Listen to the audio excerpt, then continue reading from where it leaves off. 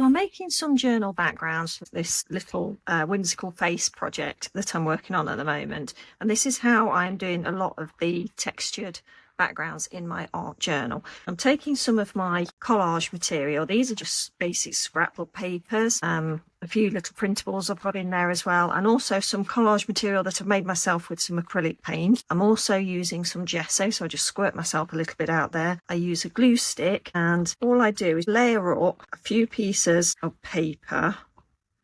This is a handmade paper, and I literally just glue on some pieces of paper and add some colours, textures that I like. Sometimes I tear them, sometimes I don't. Some of these are going to be covered up anyway.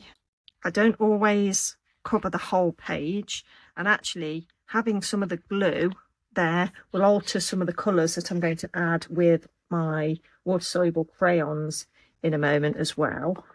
So that's actually quite nice too.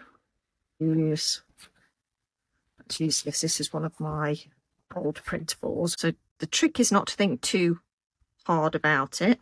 Just use your intuition, which colours you like. I save all my scraps and collage material in colours that I like to put together, and that makes it easy for me. So these are my purples, a few little teals in there as well. It makes it really easy for me to then pick up and add them to my art journal as and when I need to. So I don't think I want to add too much more to that. Maybe a tiny bit more on here so that I've got that rough edge, which I think is quite nice. And I do like book page collage material because I think that adds another layer of interest. When that's down, I'm going to knock that back using a little bit of gesso. I don't always do this. Sometimes I work directly onto the collage material. But I think this makes a really nice surface for adding the water-soluble crayon. So you still get the lovely texture of the paper underneath and a small amount of the pattern showing through, but it's not too much. And then I go in with some water-soluble crayons. And these are the sorts of crayons that I use. These are Lyra Aquacolor, and as you can see, they have been broken a little bit.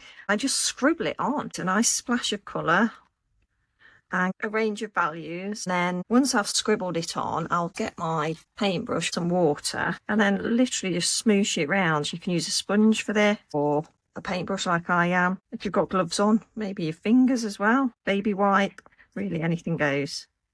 And I smush that over because I'm not thinking about it too much. I'm literally just trying to get a layer down. You can go back in again with your gesso if you want. And because I'm doing it over both pages, they look fairly cohesive. Let's go back in with a little bit of gesso here.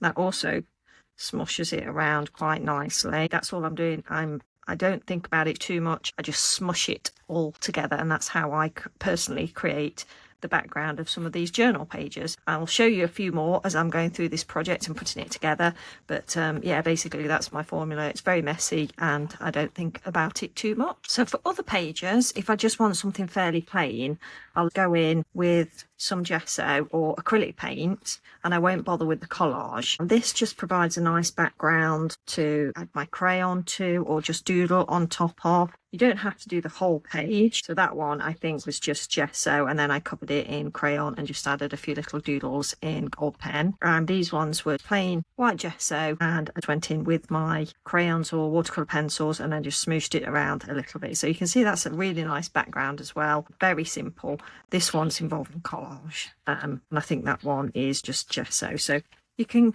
do quite a lot really just by adding a plain painted gessoed background.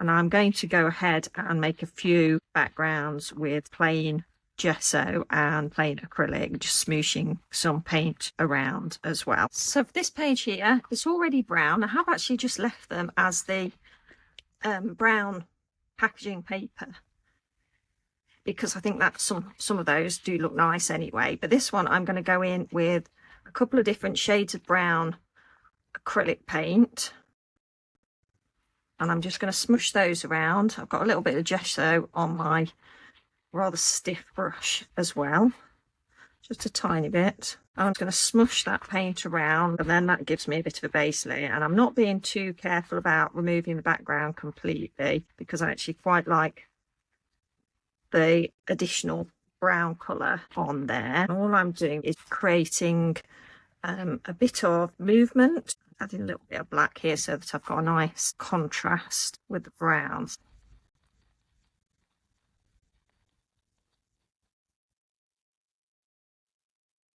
The thing I absolutely love about gesso is that you can use your water soluble media over the top of it. And I really love that it provides that texture for your water soluble media to grip onto, so that that moves around the page a lot easier. This one's quite dramatic, isn't it? So for the next page, I'm thinking let's add a little bit of tape on there, some fabric tape. It's really strong stuff. And because I'm just adding paint and gesso to these ones, these are going to be slightly more flimsy than the other pages. I think if I add it to the other side of that lovely swirly grey page, then that will give us some strength and also really nice texture on there. So this is the one with the collage and the gesso and my smooshed water soluble crayons, my Lyra. And of course you can go in again if you want to add some extra dimension, perhaps some dark areas, and just add a few doodles. And I find that's quite a nice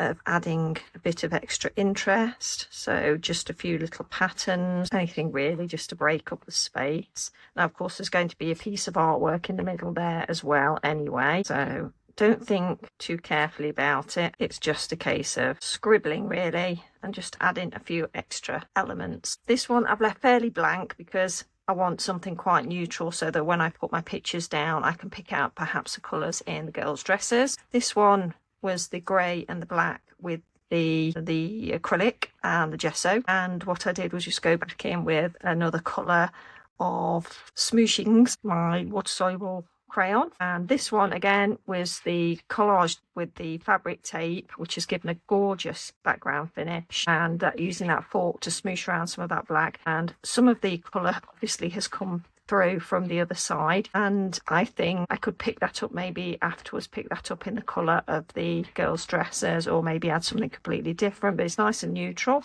And then the last one I used a little bit of acrylic paint and some gold acrylic paint, and I really like the way that works. And I've just got my Inktense India ink and added a few little scribbles here and there to add some extra interest. So I could smush that around with a little bit of water if I want, or leave it as it is. So there I have quite a few interesting backgrounds. They're nothing complicated, but it just gives me something to base my journal girls on. So just something perhaps that I would want to think about the colour of the dress that I'm using to put there. So something maybe opposite, just to make that journal girl pop.